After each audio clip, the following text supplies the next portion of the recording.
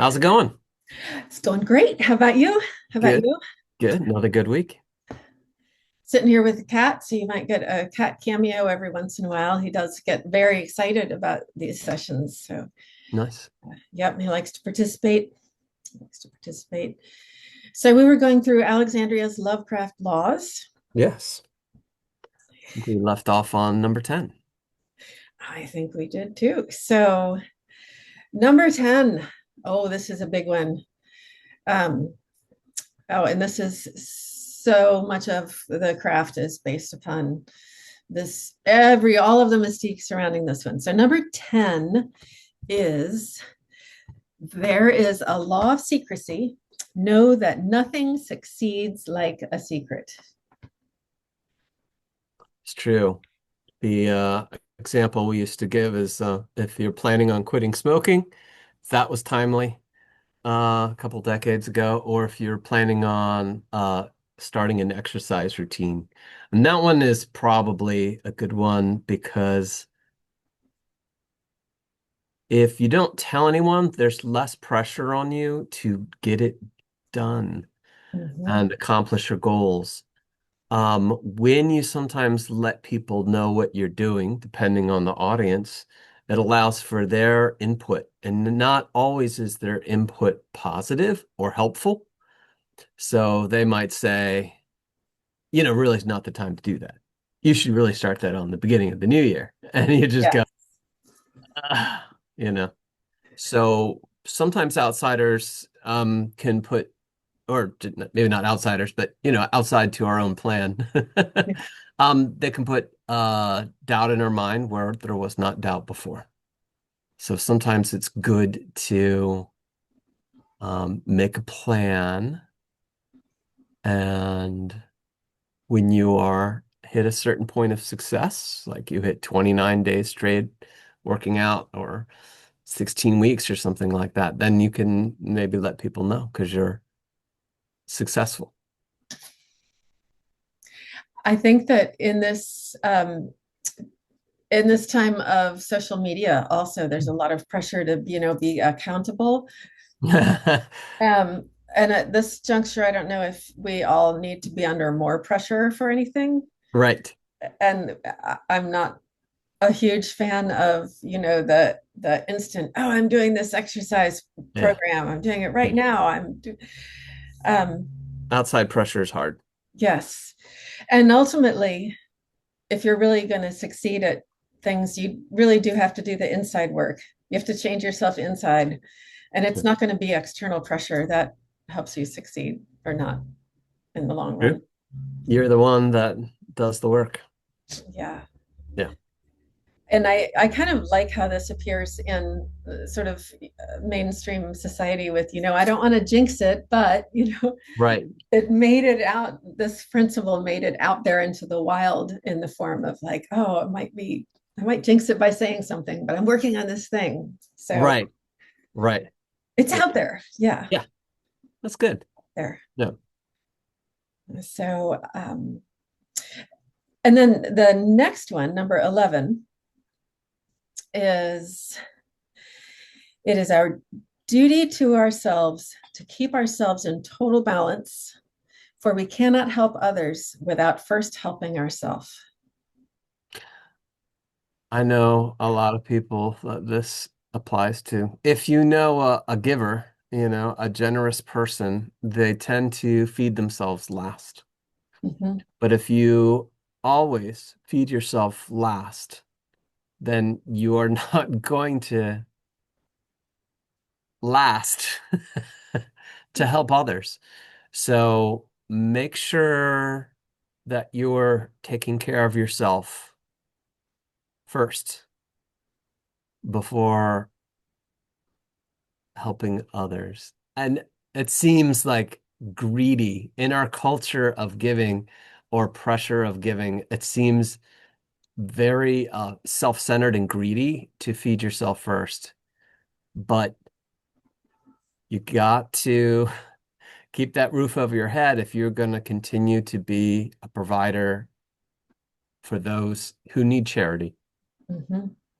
So, That's a great way of expressing that.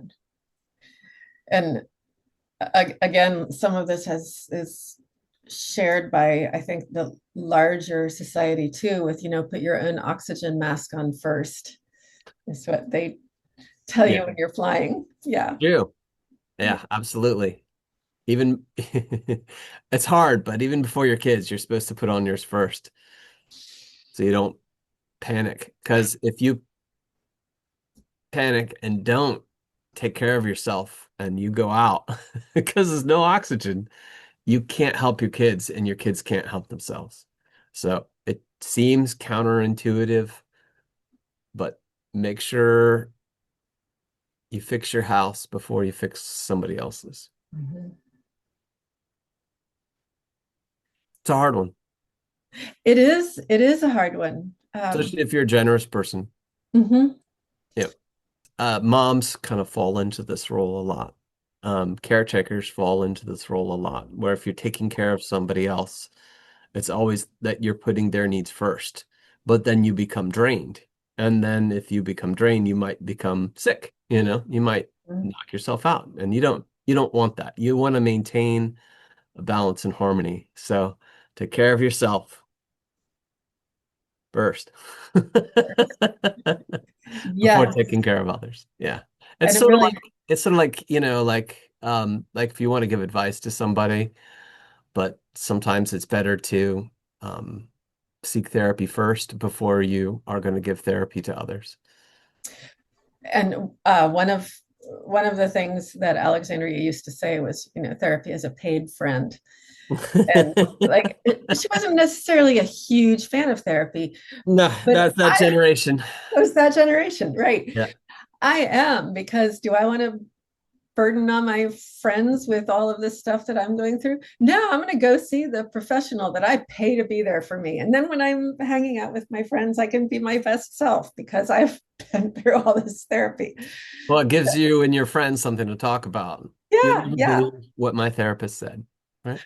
it is absolutely true. It is absolutely true. But got to take care of ourselves in all kinds of ways, or Yeah. Well, I don't mean to make a joke, but some people need professional help. it's true. And sometimes you have to recognize that you're not a professional, right? Yeah, yeah. I'm not a psychiatrist. I'm even not a therapist.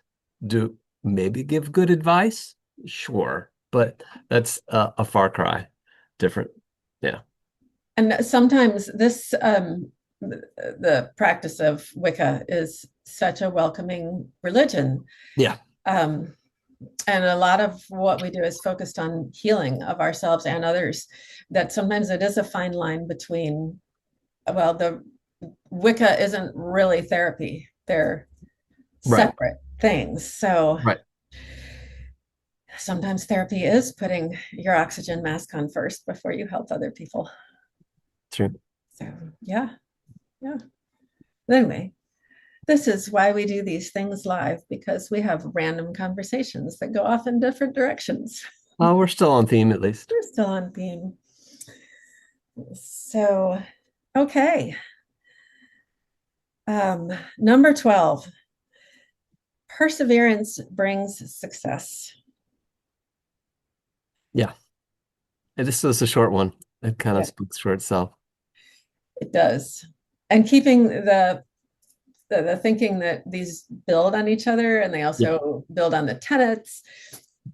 That perseverance, well, if you're taking care of yourself first, you have your oxygen mask on, and you are working on the tenet of balance to make sure that you're not staying up all night, you know watching the Clint Eastwood movies or whatever. YouTube. Yeah, yes, I know. Like, going through, scrolling through TikTok. Yes, yeah. Right. Right. So don't quit on yourself. Yeah, yeah. Don't quit on yourself. Perseverance. It's so easy to be, oh gosh, I'm exhausted, or I've been doing this for so long, and no results. But perseverance. I used to hear also that, when you earn something, you often value it more, Yeah. and perseverance is an element of that. Yeah. Yeah. Yep, I agree. So that was three more. Oh my gosh, that went fast. Yes. So, and a note that I'm pretty sure that all of these were put in order, paying attention to numerology and the Yes. symbolic meanings of the numbers too. So if anyone Yes. has homework this week, that's kind of a fun one to look at and Yeah. try to puzzle out Yeah. what the numerology says about each of the Lovecraft laws. Coming up on 13 next week. Coming up on 13. Another one of my faves. Another one of my Well, faves. have a good week until then. You too. Been a pleasure. Bye.